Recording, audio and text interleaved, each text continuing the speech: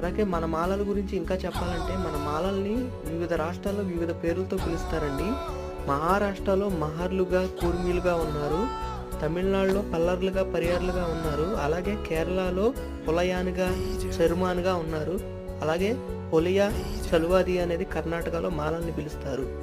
అలాగే మాలల గురించి ఒక అద్భుతమైన విషయం మీకు చెప్పాలండి. అదేంటంటే కర్ణాటక, తమిళనాడు, ఆంధ్రప్రదేశ్లోని కొన్ని దేవాలయాల్లో మాలలకి ప్రథమ గౌరవం ఇస్తారండి.